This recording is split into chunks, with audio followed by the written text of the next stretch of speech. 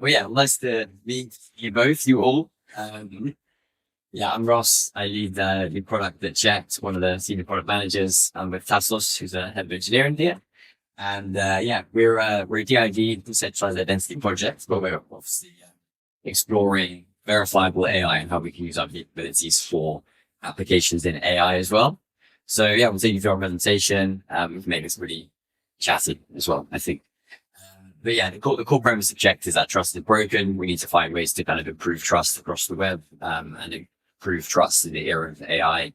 And we're doing this in a number of different ways. We're doing this within kind of trying to protect people from fraud and the damaging effects of that. Also, how generative AI is kind of emerging and more people are going to get harmed in the wake of that. And then also financially, how people be more protected. But the thing we're kind of really focusing on is around reputation and achievements as well. And the more reputation becomes siloed, it's obviously happened now. We have more and more people separated across different social networks that they're part of. You have like a very disparate social graph. You also have you want to have a seamless experience, but often it's hard to when you've got like your own experiences spread across multiple different ways.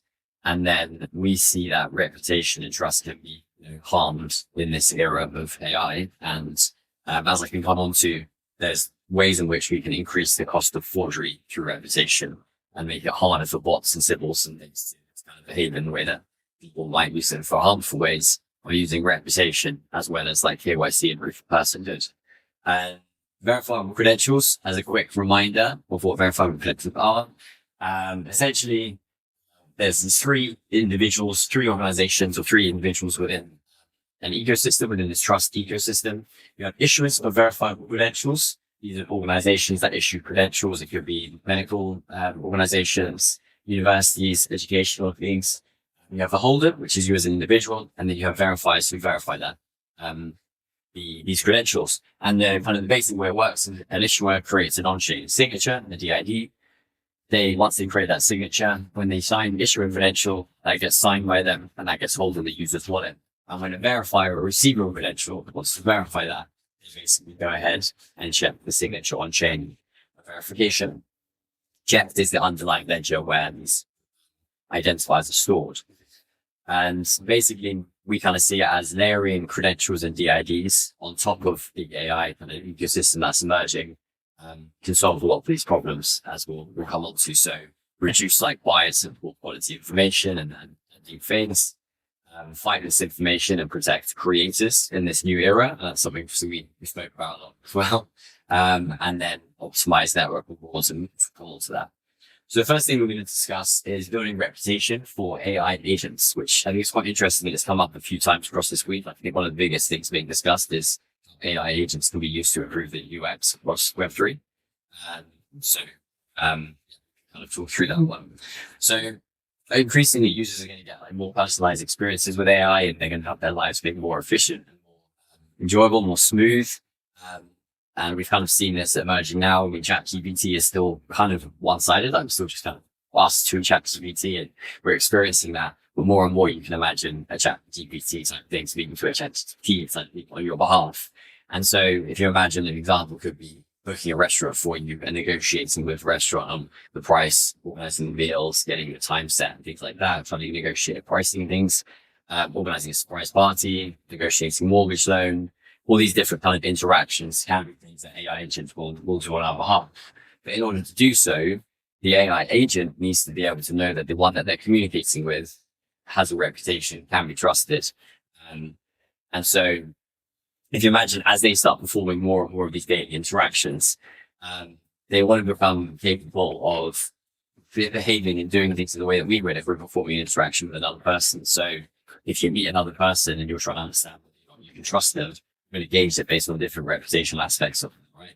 And so as agents start to interact with other agents, it's going to get more complex for them to know, is this AI agent someone I can trust? If I give my card details to make a statement, or reservation or something, am I actually giving it away to someone that misleading me?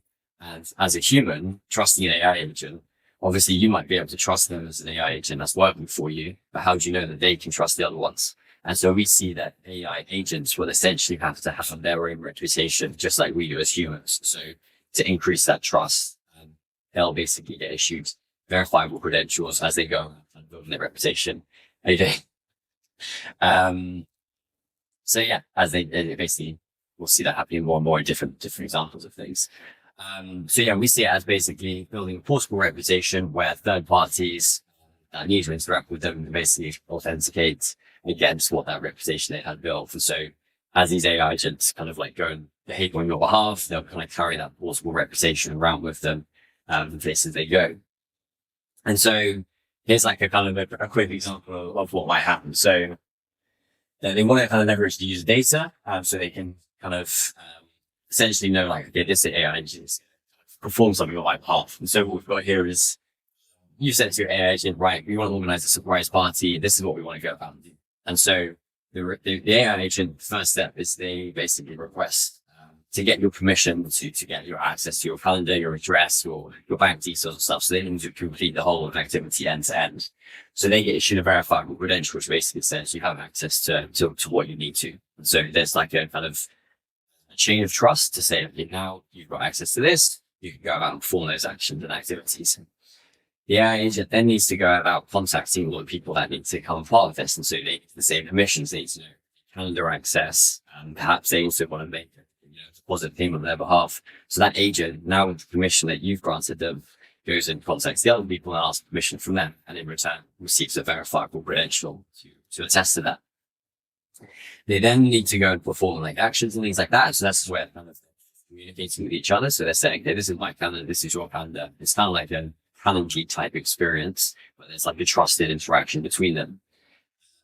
And then maybe at the party, every person needs to come wearing some sort of hat or some sort of a thing to basically say it. So they will basically kind of say, okay, now we need to go and make a purchase of something to come to the party. So we're going to go and make this purchase and receive a verifiable credential, or just use the cards that we have access to.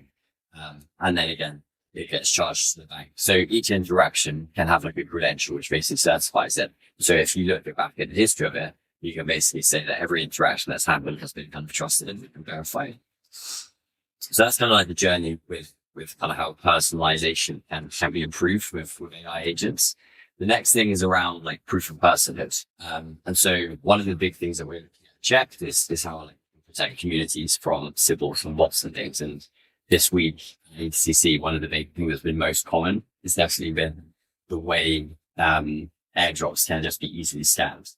And everyone's talking about like, are airdrops really worth it anymore when so many people are like kind of scamming them? There's loads of symbols, there's loads of bots and things like that. And so what's clear is the only real way to kind of increase trust in this is either to make it have some sort of proof of personhood or proof of humanity, or make the cost of forgery so high that for someone to go ahead and fake being an individual and get a reputation credential, they would actually end up having to do so many different actions. They may as well just be a member of the community, right? If you have to like attend events and do all these things, you're basically actually part of the community. And so you can like coax someone into actually doing all the things that you'd like them to do.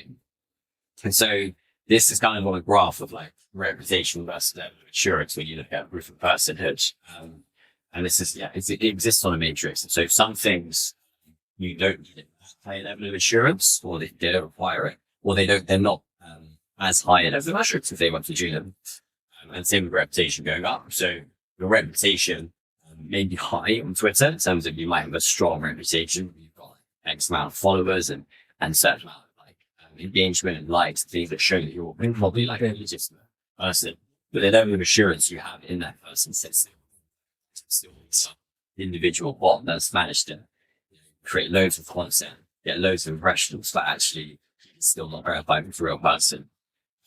But on the further side of it, you've got the high level of assurance that they're not valid full reputation. A real, passport for the KYC. That's very assured. It's coming from an issue, governance body, but as a reputation, everyone kind of has something like that.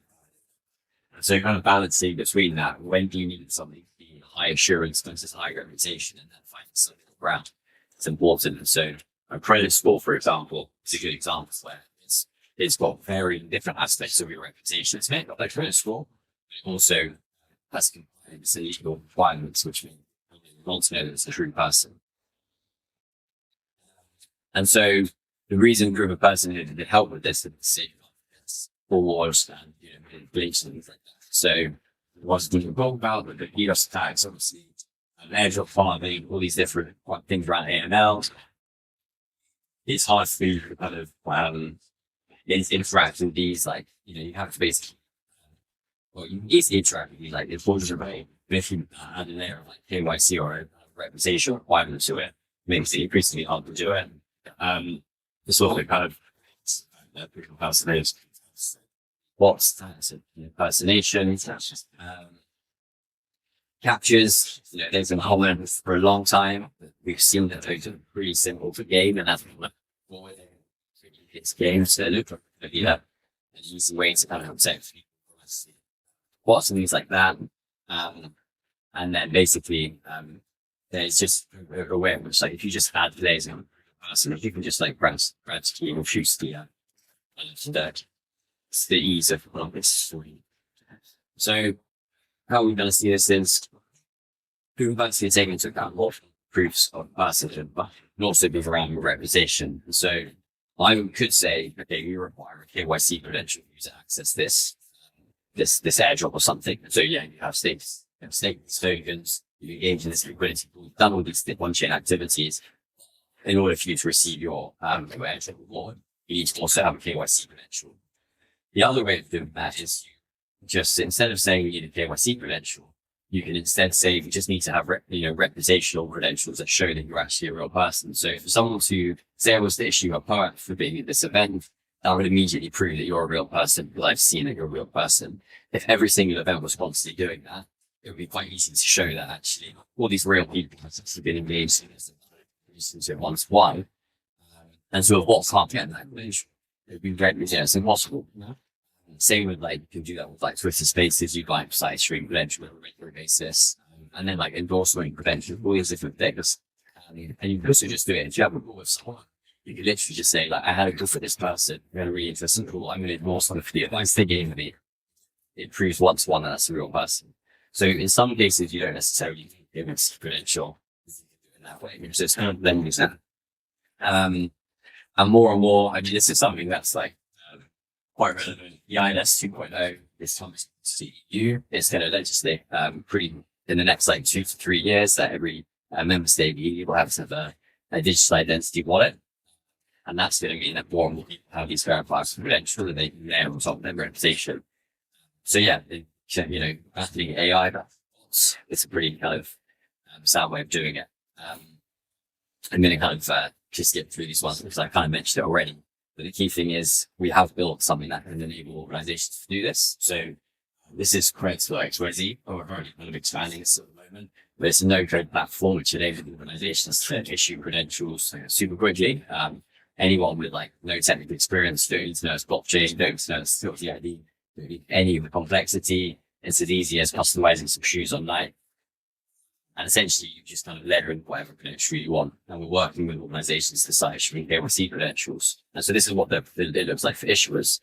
And then on the kind of the holder side, this is my wallet. This is all real credentials that I actually hold. And so we have a zero knowledge wallet where, just like a crypto wallet, you have your credentials stored and safe and secured, and you have a seed phrase to access those. And you can choose to share credentials at any time, and you can choose the credentials you would like to share. So it all remains private. Different from soul-bound tokens, where they're on-chain, either or off-chain. And you choose when you want to share them by creating these things for presentations. And so you can see all of these credentials I have here are not necessarily KYC credentials, but they do verify that I'm likely a real person, because one of them is Cosmoverse 2023, which is an event I attended last year with the team. One of them is one that verifies that I'm a team member of cheqd. You can see the issuer there. One is an award I got from the team, which was around something we had last year, some end of year awards. So likely real. I've helped test our products before we've launched. And you can also see, although it's not necessarily a KYC and a proof credential, I've also authenticated my Telegram with this. So you can see who it is as well. You can check my name. And so it's a blended credential there. I could likely prove that I'm a real person and receive an airdrop for that, or whatever I need to do. But I actually don't have a KYC credential there. So I think that's a way of doing it. And then, yeah, the final thing that we can talk through is how to save creators from false information. So this is an emerging space with content credentials. I know Ryan Jane obviously looking at this in quite a lot of detail. So obviously what's happening now is everyone is now really familiar with creating images with AI. I think more people are becoming familiar with AI images. I've noticed that. I actually spoke to someone that works in marketing, and people that create AI imagery on Twitter, low impressions and low engagement compared to a real photo. So I think people are getting a little fatigued with it. This is an example of a deep fake which was created in 2023 and has gone on fire. It seems easier for us to start any person with any level of skill to start creating misleading images. And it's like obvious. What content credentials essentially do is they're enabling them to layer in sensitive data proof of the kind of these images. So you don't need to start creating every single image going as an NFT, which is kind of, I think, for a long time, that's where everyone thought images were going to go. Like everything is instead. You layer in the information and the metadata of the images themselves.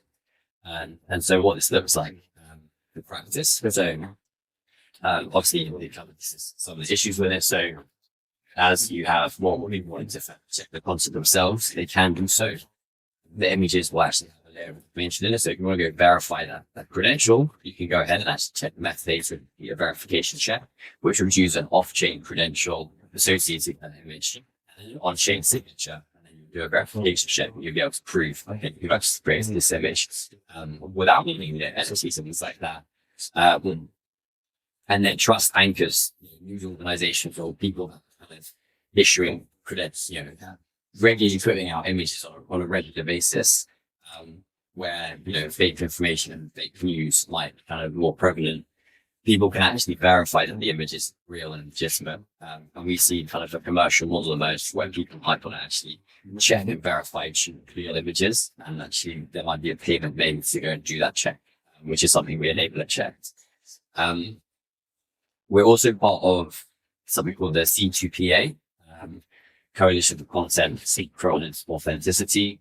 Adobe is kind of like probably the ones that are leading the way on this. So it came in the news like six months ago, I think it was mid to end of last year.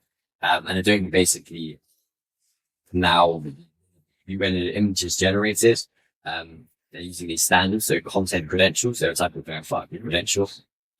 Inside the metadata of the image itself, you can see like more information about the authenticity of it. And so like the hardware providers themselves and editing software and so forth actually baked into these content credentials. And so when an edit is made and something's adjusted, a new credential is issued and it's kind of layered into it more and more. And so if you find an image, you can check the kind of the history of it to see how it's been edited. So this person's been removed, this person's been added, a crowd of people have been added into a steaming setting, for example. So yeah, that's that. And what they actually look like, I think it's kind of helping to see. So if you imagine, Figures News, for example, they might have an image that you see there. You might say, okay, is this image legitimate? And then it would have a verification check on it. So okay, this has actually got like authenticity. Integrity is not been itself, and you would have an ability to go and check how was this verified, and then you go into that and you have this information about the image itself. So you check it's not AI generated, it's a human generated image, or it's an AI generated image, it's not human generated. So which one of these is it? It has been edited because we wanted to do this. We need Photoshop. We decided to use Photoshop on this image because this was necessary to enhance the image or whatever. You can just basically be more curious about your images. It doesn't mean you can't Photoshop or can't use AI. It's just telling the truth about it. So you can have an experience like this. Every image can be seen. And the issue of some of that needs to be verified. Whatever it be. As to how commercial models of this work. So organizations, like I said, that are regularly issuing images could find a new way to kind of build a business model which actually kind of incentivizes them to issue images that can be trusted.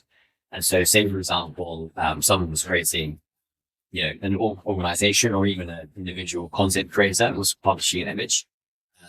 They wanted to be able to monetize the fact that they've created this image. So anytime someone verifies this image, a micropayment can be returned back to them. So say, for example, the content creator who's a photographer creates incredible photos. Right now, we obviously have like various different rules and regs of whether images can be used. Given the amount of content on the internet, it can be hard to track those down. There's obviously sites that you can use to go and purchase images, but this might be a kind of a more smooth way where you don't need an intermediary between you as someone using an image and the creator of the image. They would just say, I'm taking this photo, I can see it being used in a ton of crypto pitch decks or whatever it might be. Every time an image is kind of checked and verified, a payment can be returned back to them. So they kind of start monetizing their images and photographs better.